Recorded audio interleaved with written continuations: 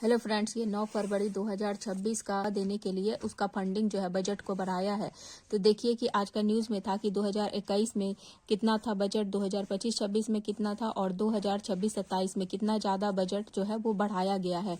ठीक है, तो यही है कि आयुष जो है बढ़ावा देने के लिए ऑल इंडिया आयुष संस्थान इंस्टीट्यूट का स्थापना किया जाएगा। जैसे कि उसका स्टैंडर्ड जितना भी मानक उनक होगा सब एम्स जो हम लोगों का एम्स की तरह इसका मानक जो है वो मतलब किया जाएगा, मानक को बनाया जाएगा। तीन ठो मतलब कि तीन जो है वो अखिल भारतीय आयुर्वेदिक संस्थान का स्थापना किया जाएगा। और WHO global traditional medicine centre कहाँ पे है, तो ये जामनगर में है। इसका भी विकास किया जाएगा, इसका भी डेवलपमेंट किया जाएगा। इसका भी स्थापित किया गया था आयुष को ही बढ़ावा देने के लिए, तो इसका भी जो है वो इसका भी विकास किया जाएगा। तो आपसे पीटी में यही क्वेश्चन पूछा जा सकता है कि WHO global traditional medicine centre कहाँ पे है। ठीक है, तो जामनगर में है, इसको याद रखिएगा क्योंकि इस बार बजट में था तो ये बहुत ज्यादा इंपॉर्टेंट हो जाता है। इसके अलावा एक है भारत विस्तार परियोजना, ये भी आयुष मतलब कि आयुर्वेद को बढ़ावा देने के लिए ही है कि AI मॉडल पे है। ठीक है, तो मल्टीलिंगुअल मतलब बहुभाषीय है। ठीक है, तो इसमें क्या ये AI को डेवलप किया गया है कि ये सहायता क्या करेगा। ठीक है, AI मल्टीलिंगुअल जो है मतलब आर्टिफिशियल इंटेलिजेंस बहुभाषी बहुत सारा भाषा में क्या करेगा, किसानों को हेल्प करेगा। जैसे किसान हम लोग का देश में बहुत सारे राज्य है तो अलग अलग भाषा बोलने वाले किसान है, अलग अलग तरह के हैं। तो AI क्या करेगा, इन किसानों को मदद करेगा। जितना तरह का औषधि होता है मतलब जड़ी बूटी को उगाने में कि कैसे उगाना है, कैसे क्या करना है, तो सब कुछ तरह से हर तरह से गाइड करेगा AI मल्टीलिंगुअल। ठीक है, हेल्प करेगा किसानों को। और साथ ही साथ उगाने के साथ साथ उसका बाजार में कितना मूल्य होना चाहिए, कैसे कीमत होना चाहिए, और फसल को निर्यात करने के लिए उसका क्या स्टैंडर्ड होना चाहिए, किस तरह का क्वालिटी होना चाहिए, किस तरह मेंटेन करना चाहिए, सब चीज़ों को टोटल जो है AI जो है मल्टीलिंगुअल जो है वो इसको हेल्प करेगा। मतलब देख रहे हैं कि एग्रीकल्चर के साथ क्या किया जा रहा है, टेक्नोलॉजी को जो है वो जोड़ा जा रहा है। ठीक है, तो यही है मतलब भारत विस्तार परियोजना। आपसे पूछा जा सकता है क्वेश्चन में यही कि भारत विस्तार परियोजना किससे रिलेटेड है। ठीक है, या क्या क्या चीज है मतलब भारत विस्तार। तो AI मल्टीलिंगुअल बहुभाषीय आर्टिफिशियल बुद्धिमत्ता बहुभाषीय है जो कि सहायता करेगा किसानों को जड़ी बूटी उगाने में और बाजार का मूल्य पता लगाने में, फसल को निर्यात का फसल प्रमाण का फसल का स्टैंडर्ड लेवल हो जाए कि उसको बाहर भी अच्छे से निर्यात किया जाए। इसीलिए भारत विस्तार परियोजना जो है वो शुरू किया गया है। तो पीटी में ये क्वेश्चन पूछा जा सकता है। और दूसरा पूछा जा सकता है कि आयुष किससे रिलेटेड है, किस मंत्रालय के तहत आता है। ठीक है, और कितना मतलब कितना इंस्टीट्यूट इंडिया मतलब भारत सरकार जो बनाने का वो कर सकती है, कर रही है। अखिल भारतीय आयुर्वेद संस्थान की स्थापना किस लिए किया जाएगा, तो आयुष मंत्रालय आयुष को बढ़ावा देने के लिए ये पूछा जा सकता है। तो मतलब यहाँ से 3-4 क्वेश्चन आपका बन जाएगा। उसके बाद ये भी आपसे पूछा जा सकता है। अभी देखिए इंडिया और यूरोपियन यूनियन के बीच भी FTA हुआ है आयुष को लेके। ठीक है, तो आयुष का चिकित्सा क्या हो रहा है, आयुष का चिकित्सा को बढ़ावा देने के लिए मतलब यूरोपियन यूनियन में पहले क्या होता था कि इंडिया का जो आयुष का सर्टिफिकेट है या डॉक्टर है या जो भी चिकित्सक थे उनको उतना ज्यादा प्रेफरेंस नहीं दिया जाता था। लेकिन अभी जो FTA हुआ है उसमें मतलब इंडिया में आयु मतलब जो भी जांच होगा उस रिपोर्ट का मान्यता यूरोपियन यूनियन में भी होगा। ऐसा नहीं है कि कोई बीमारी हुआ इंडिया में जांच हुआ और वो रिपोर्ट लेके यूरोपियन यूनियन में गया मतलब ये यूरोप में गया तो वहां पर फिर से उसका जांच किया जाएगा उस बीमारी के लिए। नहीं, उसी रिपोर्ट के आधार पे उसको रिपोर्ट को जो है वैलिड माना जाएगा। ठीक है, तो इस तरह का है, जांच है, रिपोर्ट है, सेवा है, सबको मान्यता दिया जाएगा यूरोपियन यूनियन में। तो यही है, FTA हुआ है। तो ये मेंस में अगर पूछा जाता है तो मतलब मेंस में हम लोग लिख सकते हैं। मैं तब सारा डायमेंशन मैं इसलिए डिटेल में लिख देती हूँ क्योंकि मैं मेंस का भी आंसर राइटिंग करती हूँ तो उसमें ये सब मेरा जो है वो काम आ जाता है। आपसे पीटी में क्वेश्चन यही पूछा जा सकता है कि आयुष पद्धति को बढ़ावा देने के लिए क्या क्या किया जा रहा है। तो अभी मैंने आपको ऊपर बताया कि जामनगर में ग्लोबल ट्रेडिशनल मेडिसिन सेंटर है, आयुष को बढ़ावा देने के लिए 3 इंस्टीट्यूट बनाया जाएगा। ठीक है, यही है। और भारत विस्तार परियोजना है, तो ये क्या है इस तरह से। और फिर आयुष में किन किन पद्धतियों को अपनाली का यूज किया जाता है। उसके बाद नेक्स्ट न्यूज है कि AI का जो अभी एक कंपनी है एंथोपिक एक कंपनी है जो क्या कर मतलब क्या डेवलप किया है, AI एजेंट को जारी किया है। ठीक है, AI एजेंट क्या है कि एक टीम की तरह वर्क करता है। मान लीजिए एक AI एजेंट है और ये काम जो कर रहा है मतलब 10 लोगों को रिप्लेस कर दे रहा है, ये ऐसा काम कर रहा है एक टीम की तरह। एक अकेला AI जो है 10 लोगों का टीम का तरह ये काम कर रहा है। ठीक है, मतलब सारे काम कर ले रहा है। क्या कोई भी फाइल है तो मान लीजिए कोई एक आदमी फाइल रीड करता है, कोई डॉक्यूमेंट बनाता है, कोई कॉन्ट्रैक्ट बनाता है, तो ये सब का काम अकेले AI एजेंट कर कर लेता है, ठीक है। तो डॉक्यूमेंट रीड करता है, कॉन्ट्रैक्ट को रिव्यू करता है। तो इससे क्या हो रहा है, मार्केट में नेगेटिव प्रभाव पड़ रहा है, मतलब मार्केट जो है इसकी वजह से गिर रहा है। और इससे क्या हो रहा है, किसको खतरा हो रहा है, तो जॉब को खतरा हो रहा है। अब आपसे यही पूछा जा सकता है पीटी का क्वेश्चन में कि एआई एजेंट क्या होता है, ठीक है।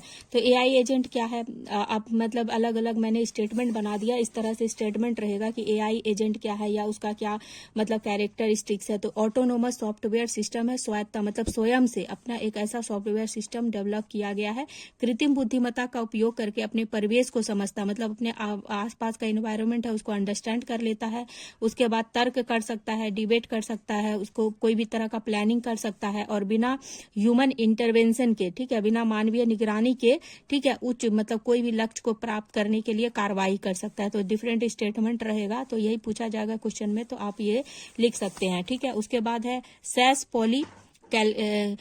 पॉली कैप्स, ठीक है, ये क्या है, तो ये क्या है कि सॉफ्टवेयर एज अ सर्विस, मतलब हम लोगों को क्या है, जैसे साइबर में जाते हैं तो साइबर कोई भी तरह का सॉफ्टवेयर हम लोगों को सर्विस की तरह दिया जाता है, तो उसी तरह से सैस को रिप्लेस करके एआई जो है, एआई एज अ सर्विस होगा, मतलब सैस की जगह यहाँ पे एआई आ जाएगा, एज अ सर्विस होगा, मतलब सैस जो हट जाएगा और एआई एज अ सर्विस होगा।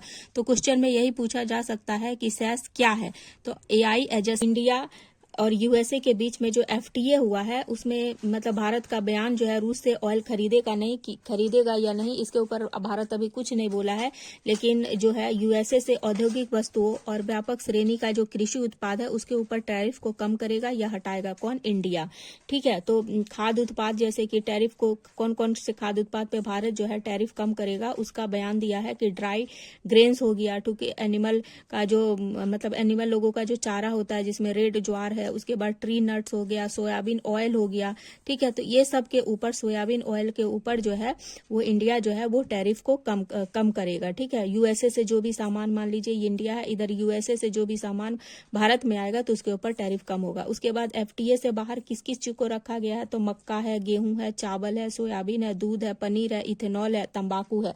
तो आपसे यही क्वेश्चन में पूछा जाएगा कि भारत और यूएसए के बीच एफटीए से क्या क्या बाहर रखा गया है, तो ये सब आप याद कर लीजिएगा।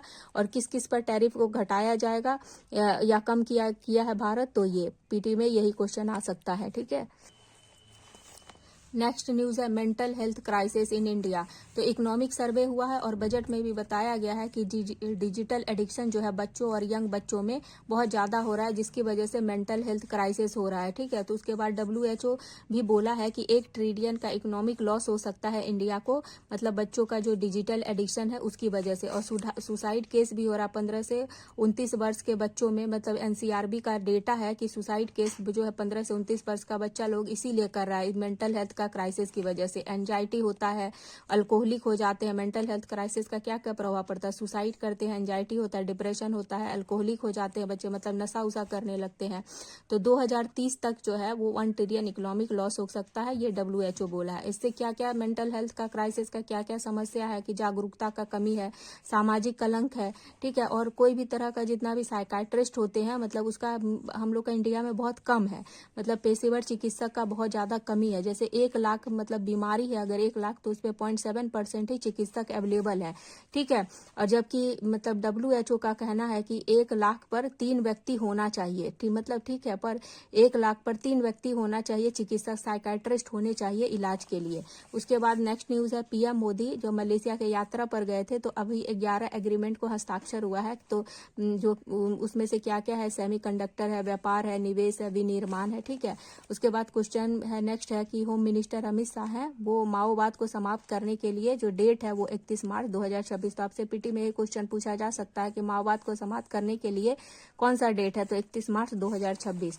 इसके बाद नेक्स्ट न्यूज है कि national highway authority of India, तो वो कहाँ पे बनाया जा रहा है, मैसूर कुशलनगर में राजमार्ग का निर्माण किया जाएगा, रंगनाथी पट्टी में पंछी अभ्यारण्य है, ठीक है। तो यही पूछा जा सकता है कि ये कहाँ पे है, मैसूर कुशलनगर राजमार्ग का निर्माण जो है वो कहाँ पे होगा, तो रंगनाथी पट्टी अभ्यारण्य अभ्यारण्य में हो रहा है। मतलब कि पंछी लोगों को जो है ना साउंड रास्ता जाता है, यहाँ पर अभ्यारण्य है तो यहाँ पर जो रास्ता है जाएगा तो यहाँ पर एक तो दीवार बना दिया जाएगा ताकि इसका जो रोड से जाने वाला गाड़ी घोड़ा का आवाज जो है वो पंछी तक नहीं जाए और पंछी डिस्टर्ब नहीं हो। ठीक है, इसीलिए इस तरह का जो है व्यवस्था किया जा रहा है। मैसूर कुशीनगर राजमार्ग में एक मतलब ये बनाया जाएगा। उसके बाद है कोर्डोफोन, यही आपसे पूछा जाएगा मैप बेस्ड क्वेश्चन में कि कहाँ पे है, तो सूडान में है। उसके बाद देखिए कि यूरेनियम को संवर्धन करते हैं जब हम लोग, तो बिजली निर्माण के लिए कितना संवर्धन करना पड़ता है, 3.5% का, और बम निर्माण के लिए 20 से 90% का। यही आज का न्यूज है। जो जो इम्पोर्टेंट था मैंने उसी को कवर किया है शॉर्ट और क्लिप्स में। अगर आप लोगों को मेरा मतलब वीडियो पसंद आता है तो प्लीज चैनल को लाइक सब्सक्राइब जरूर करिएगा। मिलते हैं फिर नेक्स्ट वीडियो में। इसके अलावा मेरा पॉलिटी का भी शॉर्ट क्लिप्स वीडियो जो है वो शॉर्ट्स में अपलोड होता है और साथ ही साथ उसका डिटेलिंग भी 5 से 7 मिनट का रहेगा, तो आप लोग जरूर जाके विजिट कर सकते हैं। और उसमें घटना चक्र और दृष्टि का जो PYQ है और जो क्वेश्चन है बेस उसी से फ्रेम करके सारे सब्जेक्ट को मैंने फ्रेम किया है, तो उसको आप जरूर देखिएगा, आपको काफी PT में हेल्प होगा।